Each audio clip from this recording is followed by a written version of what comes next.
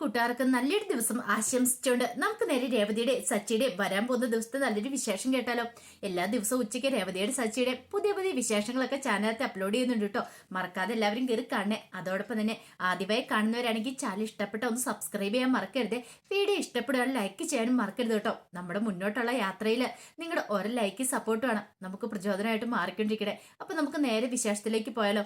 അങ്ങനെ നമ്മൾ കാണുന്ന രേവതി രാവിലെ വീട്ടുജോലികളൊക്കെ ചെയ്തതിന് ശേഷം തന്റെ പൂക്കടയിലേക്ക് പോകാനായിട്ട് തുടങ്ങുകയാണ്. ഈ സമയത്ത് ചന്ദ്രമതി അങ്ങോട്ട് വന്നിട്ട് പറഞ്ഞു, നിന്റെ ഭർത്താവുണ്ടല്ലോ സച്ചി, അവ കാരണം ഈ കുടുംബത്തിൽ എന്തൊക്കെ പ്രശ്നങ്ങളോ ഉണ്ടായിക്കൊണ്ടിരിക്കുന്ന അറിയാമെന്ന് ചോദിക്കാം.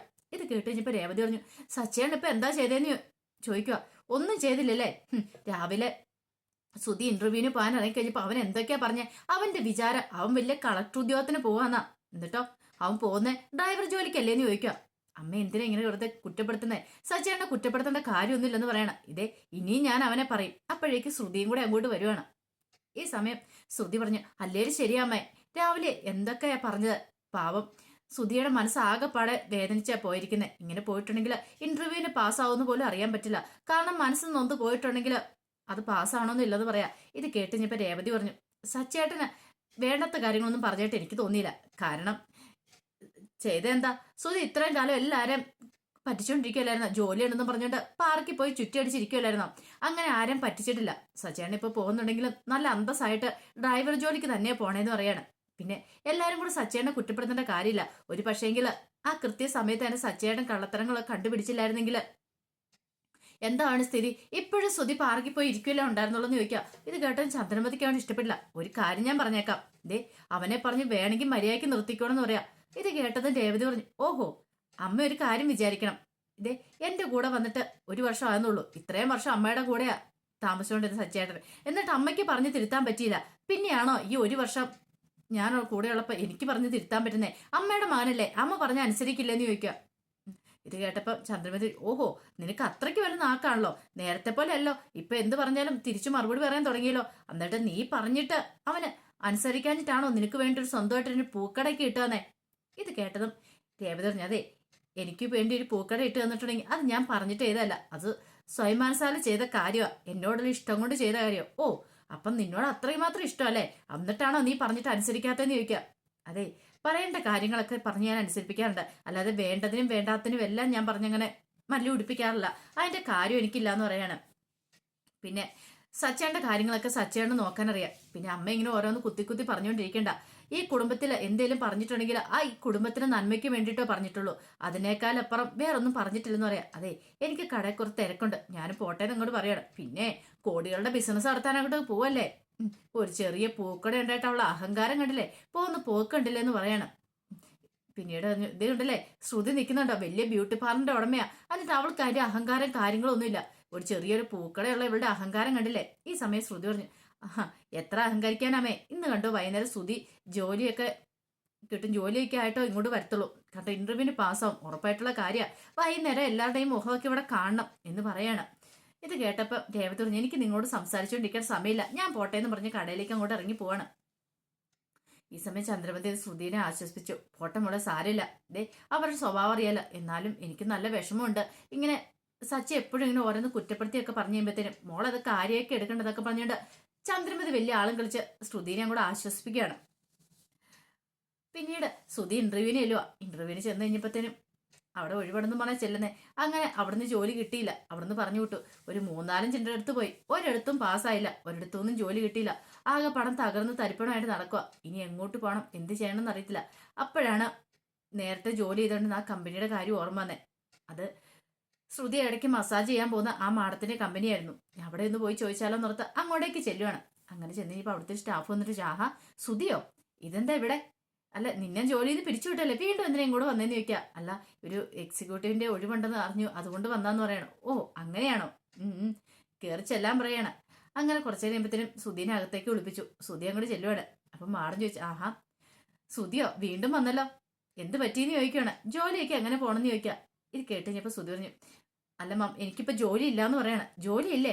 അപ്പൊ മുമ്പ് കണ്ടു കഴിഞ്ഞപ്പോഴത്തേനും കാർ ഷോറൂമിൽ ജോലി ഉണ്ടെന്നൊക്കെ ആണല്ലോ പറഞ്ഞേ, വലിയ പോസ്റ്റിലൊക്കെ ആണെന്നാണല്ലോ ശ്രുതി പറഞ്ഞെന്ന് പറയാം. അല്ല, അത് പിന്നെ മാമ ആ ജോലി പോയായിരുന്നു പറയാം. അല്ല, പിന്നെ എന്തിനാ ഇപ്പൊ ഇങ്ങോട്ട് വന്നേ? അതെ, ഇവിടെ ഒരു പോസ്റ്റ് ഒഴിവുണ്ടെന്ന് പറഞ്ഞു, അതുകൊണ്ട് ഞാനും കൂടെ വന്നാന്ന് പറയണേ. അതെ, ശ്രുതിക്ക് തരാൻ എന്താണ് ഇവിടെ ജോലി ഇല്ലെന്ന് പറയാം. ശ്രുതി അന്ന് പറഞ്ഞിട്ട് പോയ വാക്കുകളൊക്കെ ഞാൻ മറന്നിട്ടില്ല. അന്നേ എനിക്കറിയായിരുന്നു ശ്രുതി എവിടെ പോയാലും പിടിച്ചു നിൽക്കുവാരെന്നുള്ള കാര്യം. അതെ, ഇപ്പോഴും ഞാൻ ഇവിടുത്തെ എം ഡി തന്നെ, ഞാൻ മാറിയിട്ടൊന്നുമില്ല. ശ്രുതി എന്താ പറഞ്ഞേ? സ്ത്രീകളുടെ കീഴിൽ ജോലി ചെയ്യാൻ താല്പര്യമില്ലെന്ന് അങ്ങനെ പറഞ്ഞിട്ട് പോയ ശ്രുതി വീണ്ടും എന്തിനാ ഇങ്ങോട്ട് വന്നേന്ന് ചോദിക്കാം. മാഡം ഇങ്ങനെ പറയരുത്, എനിക്ക് വേറെ നിവൃത്തിയില്ലാത്തതുകൊണ്ടാ. കുറെ ഇന്റർവ്യൂവിന് കുറെ സ്ഥലങ്ങളിൽ പോയി, പക്ഷെ ഇതായിട്ടൊന്നും സെറ്റ് ആയില്ലെന്ന് പറയാം. അതെ, നമ്മൾ എവിടെ പോയാലും നമ്മൾ ഇച്ചിരി താഴ്ന്നു നിൽക്കാനായിട്ട് പഠിക്കണം. ശ്രുതിയുടെ സ്വഭാവം കൊണ്ട് ശ്രുതി ഓരോടത്തും പോയി ഒന്നും ചെയ്യാൻ പറ്റുമെന്ന് എനിക്ക് തോന്നുന്നില്ല. അതെ, പിന്നെ ശ്രുതിനെ റെക്കമെൻഡ് ചെയ്ത് വിട്ടാണോ ഇങ്ങോട്ട് നിൽക്കുക? ശ്രുതി അറിഞ്ഞിട്ടും കൂടി ഇല്ലെന്ന് പറയണം. ഇനിയിപ്പോ ശ്രുതിയുടെ ഞാൻ നമ്മുടെ അടുപ്പത്തിന്റെ പേരിലാ ശ്രുതി ഇങ്ങോട്ട് വന്നെങ്കിൽ വെറുതെ ഇവിടെ നിൽക്കണ്ട, പോയിക്കോ, ശ്രുതിക്ക് ഇവിടെ ജോലിയില്ലെന്ന് പറയാം. അങ്ങനെ പറയരുത് മാഡം, എന്തെങ്കിലും കനിവുണ്ടായി ജോലിയും കൂടെ കിട്ടണം. കുറെ ഇന്റർവ്യൂവിന് പോയിട്ട് ഒന്നും ശരിയാത്തോണ്ടാന്ന് പറയണം. ശ്രുതി ഒരു കാര്യം മനസ്സിലാക്കണം, ആദ്യം പെണ്ണുങ്ങളെ ബഹുമാനിക്കാനായിട്ട് പഠിക്കണം. സ്ത്രീകളെ ബഹുമാനിക്കുന്ന എങ്ങനെയാന്ന് ആദ്യം പഠിക്കണം.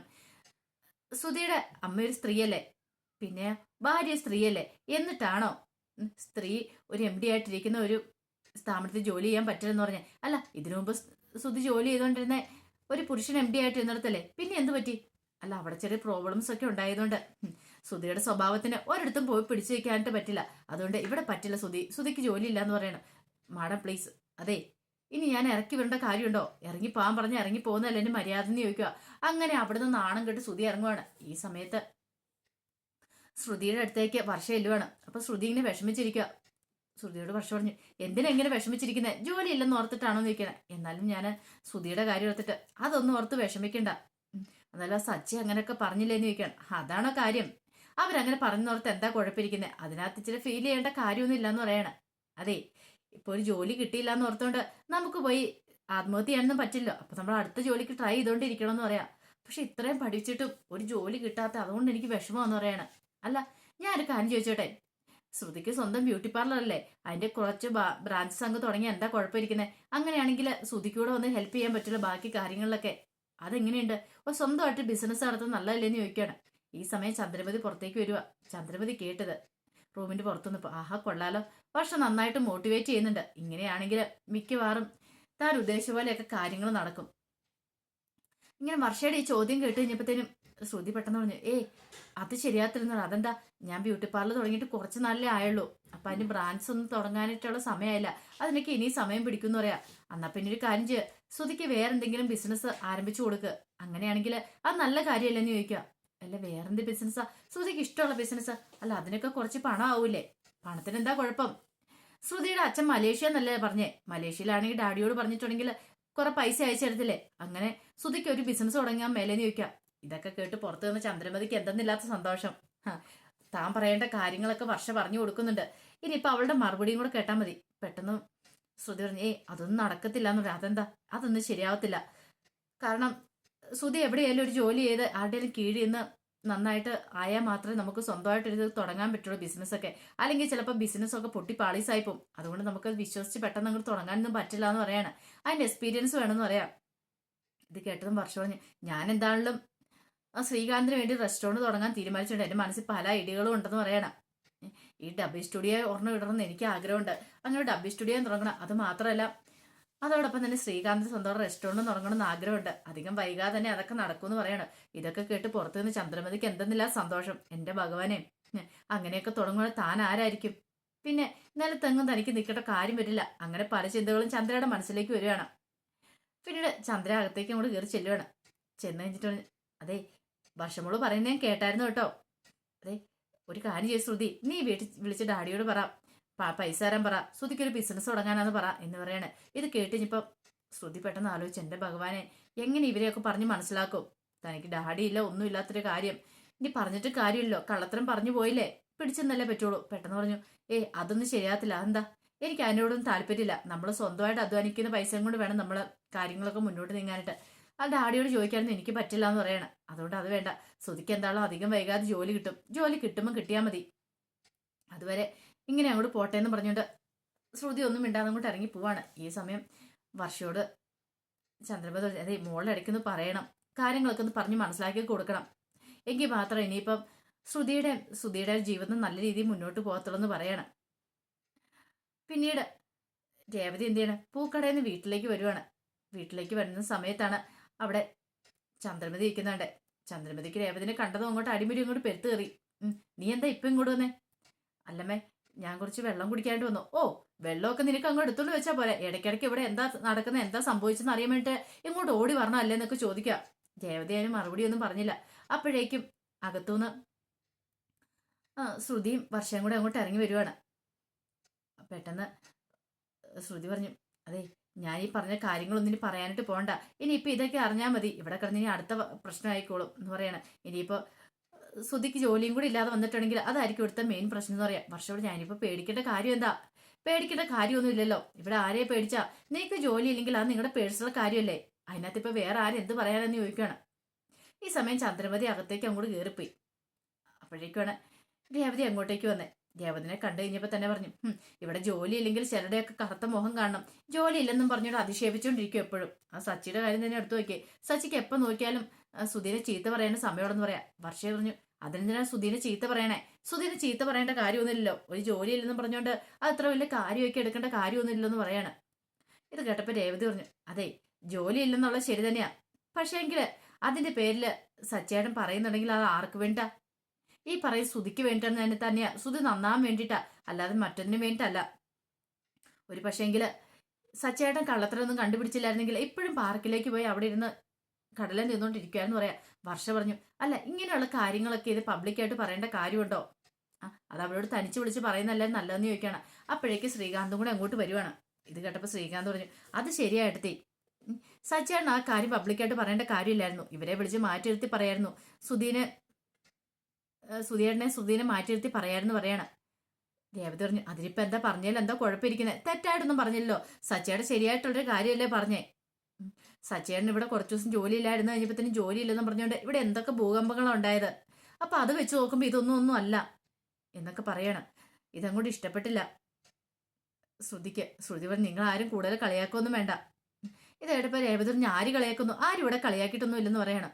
പെട്ടെന്ന് ചന്ദ്രമതി അങ്ങോട്ട് വന്നു. എന്താ അവിടെ പ്രശ്നം എന്ന് ചോദിക്കുകയാണ്. പെട്ടെന്ന് വർഷം പറഞ്ഞു, ഒരു പ്രശ്നമില്ലമ്മേ, എന്തോ ഒരു ഒച്ചപ്പാട് കേട്ടല്ലോ. ഒന്നുമില്ലെന്ന് പറയണം.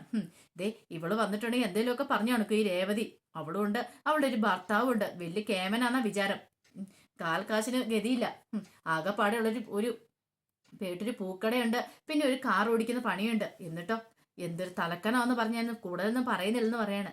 ഇത് കേട്ടതിന് രേവതി പറഞ്ഞു, അമ്മ എന്തിനാ കുറ്റപ്പെടുത്തുന്നേ? കാർ ഓടിക്കുന്ന പണിയാണ്, അതിൻ്റെതായ മഹത്വമുണ്ട്. കാർ ഓടിക്കുക എന്ന് പറഞ്ഞിട്ട് സച്ചേട്ടൻ വെറുതെ ഇരിക്കുമല്ല, നന്നായിട്ട് അധ്വാനിക്കുക തന്നെ ചെയ്യുന്നേ. പിന്നെ പൂക്കടയുടെ കാര്യം, എനിക്ക് ആ പൂക്കട മതിയുമേ. എനിക്ക് വലിയ വലിയ ബിസിനസ് ചെയ്യണമെന്ന് വലിയ ആഗ്രഹങ്ങളൊന്നുമില്ല. എനിക്ക് എൻ്റെ ആ ചെറിയ വരുമാനം മതി എന്ന് പറയണം. ചന്ദ്രമതിക്ക് ഇത് കേട്ടത് നല്ല ദേഷ്യവും കൂടി വന്നു. ചന്ദ്രമതി പറഞ്ഞു, കൂടുതൽ നീയൊന്നും പറയണ്ട. കോടികളുടെ ബിസിനസ് നടക്കുന്ന പോലെ അവളുടെ പറച്ചിലൊക്കെ കേട്ടാ. പിന്നെ ഒരു കാർ ഓട്ടക്കാരൻ വന്നിരിക്കുന്നു. എന്തിനു കൊള്ളാം, വിവരം വിദ്യാഭ്യാസമുള്ള സുധി ഇവിടെ നിൽക്കുമ്പോ അവൻ കണ്ടില്ലേ വെറുതെ കാർ ഓടിച്ചോണ്ട് നടക്കുന്നേ. ഇത് കേട്ടതിന് രേവതി പറഞ്ഞു, അല്ല, വിവരം വിദ്യാഭ്യാസമുള്ളൊന്നും പറഞ്ഞിട്ട് കാര്യമില്ലമ്മേ. പറയാനൊരു ജോലിയെങ്കിലും ഉണ്ടോ? കാര്യങ്ങൾ ഇപ്പം നടക്കണമെങ്കിലും സച്ചേട്ടൻ ജോലിക്ക് പോയി കാർ ഓടിച്ചാലേ പണം കിട്ടത്തുള്ളൂ എന്ന് ചോദിക്കാം. അതെ, അവന് കിട്ടുമ്പോൾ നല്ല ജോലി കിട്ടും, നീ നോക്കിക്കോളം പറയണം. കിട്ടിയാൽ മതി, ഞങ്ങൾക്ക് എല്ലാവർക്കും കിട്ടുന്നത് കൊണ്ട് സന്തോഷമുള്ളൂ, അല്ലാതെ ഞങ്ങൾക്കാർക്കും ശ്രുതിയോടൊരു ദേഷ്യമില്ലെന്ന് പറയണം. ഇത് കേട്ടതും ശ്രുതി പറഞ്ഞു, അതൊക്കെ വെറുതെ പറയുന്നമ്മേ, നമുക്കറിയാലോ, കള്ളത്തരം പറയുന്നതെന്ന് പറയണം. കണ്ണിക്കടി എല്ലാവർക്കും എന്നൊക്കെ പറയണം. ഇത് കേട്ടതും രേവതി പറഞ്ഞു, എന്തിനാ ഇങ്ങനെയൊക്കെ പറയണേ? ഞങ്ങൾക്ക് ആരോടും ഒരു കണ്ണിക്കടിയൊന്നും ഇല്ലാന്ന് പറയണം. പിന്നെ എൻ്റെ സച്ചേട്ടൻ നന്നായിട്ട് അധ്വാനിച്ചിട്ട് തന്നെ ഞങ്ങൾ ജീവിക്കുന്നത്. ഇപ്പൊ കാർ ഓടിക്കുന്ന ജോലിയാണെങ്കിൽ എന്ത് ജോലിയാണെങ്കിലും അതിൻ്റെ മഹത്വമുണ്ട്. അതിനകത്ത് എനിക്കൊരു കുറച്ചിലും തോന്നില്ലെന്ന് പറയണം. ശ്രുതി പറഞ്ഞു, പിന്നെ കുറച്ചില് അതിനകത്ത് ഇപ്പൊ എന്താ ഇത്ര കൂടുതലായിട്ടുള്ളത്? എൻ്റെ ശ്രുതിക്ക് ജോലി കിട്ടുവാണെങ്കിൽ കണ്ടോ, നല്ല ജോലിയായിരിക്കും കിട്ടുന്നത്. ഉറപ്പായിട്ടും ഇന്ന് ജോലി കിട്ടും. ശ്രുതി ജോലിയൊക്കെ വാങ്ങിച്ചുകൊണ്ടായിരിക്കും ഇങ്ങോട്ട് വരത്തുള്ളൂ. അല്ലാതെ ഇങ്ങനെ കാർ ഓടിക്കുന്ന പണിയൊന്നും അല്ല. 4 മനുഷ്യന്മാരുടെ മുന്നിൽ നിന്നിട്ട് പറയാൻ പറ്റുമോ കാർ ഓടിക്കുന്ന പണിയാന്ന്? അപ്പോഴേക്കും അങ്ങോട്ട് രവീന്ദ്രനും സച്ചിയും കൂടെ അങ്ങോട്ട് കയറി വരുന്നേ. അപ്പോഴേക്കും രവീന്ദ്രനും സച്ചിയും കൂടെ കയറി വരുന്നേ, അകത്തുള്ള ആരും കണ്ടില്ല. ചന്ദ്രമതി പറഞ്ഞു, അത് ശരിയാ മോള് പറഞ്ഞത്. ഇതേ രവിയേട്ടൻ്റെ ജോലി ഡ്രൈവിംഗ് ആയിരുന്നു. പക്ഷേ ഞാൻ ഗവൺമെന്റ് സ്റ്റാഫ് ആണെന്ന് മാത്രമേ പറയുള്ളൂ, KSRTC ഡ്രൈവറാന്ന് പറയില്ല. കാരണം എനിക്ക് നാണക്കേടായിരുന്നു. കാരണം അവസാനം KSRTC ഡ്രൈവറായിട്ട് തന്നെ റിട്ടയർ ആകാൻ പറ്റുള്ളൂ. അതുപോലെ തന്നെ സച്ചിയുടെ കാര്യം, സച്ചി ഡ്രൈവിങ്ങും വെച്ച് ഡ്രൈവ് ചെയ്യുന്നു, അല്ല വണ്ടി ഓടിക്കുന്നു. പക്ഷെ അവസാനം വരെ സച്ചിക്ക് ഈ ജോലി മാത്രമായിരിക്കും, വേറൊരു ജോലിയും കിട്ടത്തില്ലെന്ന് പറയണം. അത് കേട്ടോണ്ട് വന്ന് രവീന്ദ്രൻ സച്ചിക്കും കൂടെ സഹിച്ചില്ല. സച്ചിയും കൂടെ നിന്നിട്ട്, അതേ, ഞാൻ കാർ ഓടിക്കുന്നുണ്ടെങ്കിലേ നല്ല അന്തസ്സോട് കൂട്ടാ, അല്ല ഞാൻ ആരും കക്കാനും മോഷ്ടിക്കാനൊന്നും പോയിട്ടില്ല. അതിന്റെ പേരിൽ ആരും കുറ്റപ്പെടുത്തുകയും വേണ്ട. പിന്നീട് രവീന്ദ്രനെ നോക്കി പറഞ്ഞു, കേട്ടില്ല അച്ഛാ, അച്ഛൻ ഇത്രയും കാലം വണ്ടി ഓടിച്ചിട്ടാണ് ഞങ്ങൾ ഈ കുടുംബത്തെ പോറ്റിക്കൊണ്ടിരുന്നത്. ദേ ശ്രീകാന്തിന്റെ പഠിത്തം, സുധിയുടെ പഠിത്തം, ഇവിടെ എല്ലാ കാര്യങ്ങളും നോക്കിക്കൊണ്ടിരുന്ന അച്ഛൻ ഈ വണ്ടി ഓടിച്ചിട്ടല്ലേ. അന്നൊന്നും അമ്മയ്ക്ക് ഈ കുറ്റങ്ങളൊന്നും കണ്ടെത്താൻ പറ്റിയില്ലല്ലോ. പിന്നെ എന്താ പെട്ടെന്ന് ഇപ്പൊ അമ്മയ്ക്ക് ഇങ്ങനെ? ഓഹോ, ഇപ്പോഴച്ഛൻ റിട്ടയർ ആയി കഴിഞ്ഞപ്പോഴായിരിക്കും അല്ലേ? എന്നിട്ടോ അച്ഛന്റെ റിട്ടയർ തുകയും കൊണ്ട് മുങ്ങിയവനാ ആ സുധി. എന്നെ കൊണ്ട് കൂടുതലൊന്നും പറയിപ്പിക്കരുത് എല്ലാരും കൂടെ ഒന്നും പറഞ്ഞിട്ട് ദേഷ്യപ്പെട്ട് സച്ചി അങ്ങോട്ട് കയറി പറഞ്ഞിട്ടങ്ങ് തുടങ്ങുകയാണ്. അപ്പോഴേക്കാണ് രേവതിനെ കണ്ടേ. രേവതിനെ മുഖം കണ്ടിരിപ്പിച്ച്, എന്താ രേവതി? ഏയ് ഒന്നുമില്ല സച്ചേട്ടാന്ന് പറയണ. എന്തോ കാര്യമുണ്ടല്ലോ, എന്താ ഇവിടെ എന്തെങ്കിലും പ്രശ്നം ഉണ്ടാന്ന് ചോദിക്കേ? ഓ ഒന്നുമില്ലെന്ന് രേവതി പറയാ. ഇനിയിപ്പം ഇവിടെ നടന്ന കാര്യങ്ങളൊക്കെ സച്ചേട്ടനെ കുറ്റപ്പെടുത്തി പറഞ്ഞൊക്കെ അറിഞ്ഞിട്ടുണ്ടെങ്കിൽ സച്ചേട്ടൻ അത് മതി ഇനിയിപ്പോൾ അടുത്ത എന്തെങ്കിലും പ്രശ്നം ഉണ്ടാക്കാനായിട്ട്. അപ്പൊ അതിന്റെ വിശേഷങ്ങളൊക്കെ നമ്മൾ കാണാനായിട്ട് പോകുന്നത്. ഇനിയിപ്പോൾ എന്തൊക്കെ സംഭവിക്കുന്ന അറിയത്തില്ല. സുധി ജോലി ഇല്ലാതെ മടങ്ങി വന്നു കഴിയുമ്പോഴത്തേനും വീണ്ടും ചന്ദ്രമതി എല്ലാവരുടെ മുന്നിൽ നാണം കെടാനായിട്ട് പോവാണ്. അപ്പൊ ഇതിപ്പം നമ്മൾ പറയുന്ന വിശേഷം ഇനി വരാൻ പോകുന്ന ദിവസത്തെ വിശേഷം കേട്ടോ. ഇപ്പൊ കാണിച്ചുകൊണ്ടിരിക്കുന്ന വിശേഷം എല്ലാ ദിവസവും വൈകുന്നേരം ഞാൻ ഒറിജിനൽ കഥ എന്ന് പറഞ്ഞ് ചാനലിനകത്ത് അപ്ലോഡ് ചെയ്യുന്നുണ്ട് കേട്ടോ. ഇതിപ്പോ കാണിക്കുന്ന ഇപ്പൊ പറയുന്ന വിശേഷം കാണിക്കണമെങ്കിൽ ചിലപ്പോൾ ഒരാഴ്ചയെ കഴിയുമായിരിക്കും. അതിനുശേഷം കാണിക്കത്തുള്ളൂ കേട്ടോ. അപ്പൊ എല്ലാരും മറക്കാതെ കയറി കാണണേ. ഒരിക്കൽ കൂടി എല്ലാവർക്കും നല്ലൊരു ദിവസം ആശംസിച്ചു നിർത്തുന്നു. നന്ദി.